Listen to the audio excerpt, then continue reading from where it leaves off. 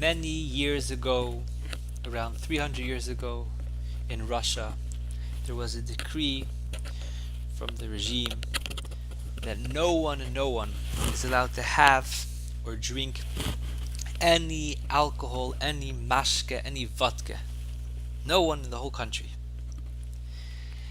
It was the first night of Pesach, and Reb Levi Yitzchak is sitting in his house after the Seder, and he turns to his Mesharis, Reb Chaim, and he says, Reb Chaim, please, I'm so thirsty. Go out in the town and try finding for me a little bit of mashke, a little bit of vodka. I'm so thirsty. The Mesharis is startled. He's shocked. Mashke? Everyone knows that mashke is chametz. Everyone knows that vodka is chametz. You're not allowed to have any vodka on Pesach. I should go out and find chametz? From who? The Rebbe says, try out first the Yidden. And if not, come back. We'll try the Goyim. So the Mesharis, he knew better than to ask any questions on Reb Levi Yitzchak, the big tzaddik. And he right away puts on his shoes and he goes out to the first house of the town. A simple Jew knocks on his door. And the Yid opens up the door and he sees the Mesharis of Reb Levi Yitzchak of Berditchev. And he says, Mesharis, Shalom Aleichem, come in, how could I help you? And the Mesharis says, the Rebbe wants a little bit of mashke, if you could give him just a little bit of mashke in the cup. And the simple Yid looks at the Mesharis and he says, mashke, tonight is the first night of Pesach, we don't have any mashke.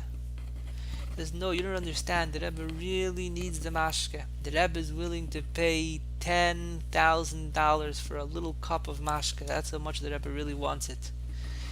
And the Yid says, I'm so sorry. The Rebbe wants, I wish I could help him, but you could check my house, there's not even a dot of mashke. There's not even a little drop of mashke in my whole house. You could come inside and check. Shabbos didn't have a choice. He leaves the house and he goes to the next house. And again, the same thing happens. Simple Jew opens up the door. He sees the Mesharis, and the Mesharis is willing to pay him $10,000 for a little bit of mashke. And the Yid says, he's so sorry, you could check my house. I have nothing. I got rid of everything before Pesach. I'm sorry. I wish I could help the Rebbe.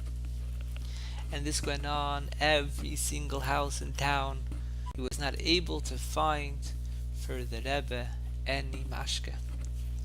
So he came back to the Levi Yitzchak of Berditchev and he says, I tried out all the Yidden and no one had any mashke.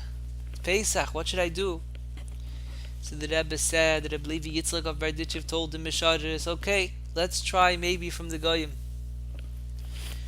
So the Mesharis goes to the first Goy, Ivan in the town, knocks on his door. Ivan opens the door, he sees the Mesharis, the servant of Reb Levi Yitzchak. He says, how could I help you? The Mesharis says, the Reb Levi Yitzchak, the tzaddik, the town, he's very thirsty, he doesn't have any mashke in his house. Maybe you have a little bit of mashke that you could give him in a cup. Ivan says, you know that the Russian government, they don't let you have any mashke. I'm not allowed to have any mashke in my house. You don't understand. The Rebbe really wants it very badly. He's willing to pay you $50 for a cup. Ivan's eyebrows lift up. $50, 50. He says, wait a minute. Tell the Rebbe I could give him a few cups. So the Mesharis comes back to the Levi Yitzchak so happy. He says, Ivan, the first guy in town I found, he has a few cups. He's willing to give the Rebbe $50 a cup. And the Mesharis is looking at Reb Levi Yitzchak's eyes and they begin to swell with tears. And Reb Levi Yitzchak turns to the Shemayim, to the Rebbeinu Shel Olam, and he says, Rebbeinu Shel Olam, Hashem Yizbarech, look at the difference between your children, Bnei Yisrael, Am Kedoshecha, your holy nation, and all the other nations of the world. So you wrote in the Torah, says Reb Levi Yitzchak, that for 7 days no one should have any chametz. You don't have any policemen, and you don't have any physical punishment that someone's going to get put in prison if he has any chametz. And yet I looked around the whole town. I was willing to pay them the most expensive amount of money possible, and that no one from your nation has even one drop of mashka. I couldn't find. All the other nations of the world, they have policemen and they have punishment if someone goes against the decree.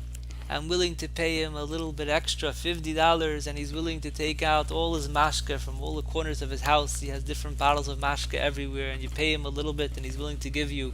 Umi ka'amcha ki Yisrael. How could you compare other nations? They don't listen to their regime, to their masters, and your nation, who every single one of them, even the most simplest, are so faithful to you.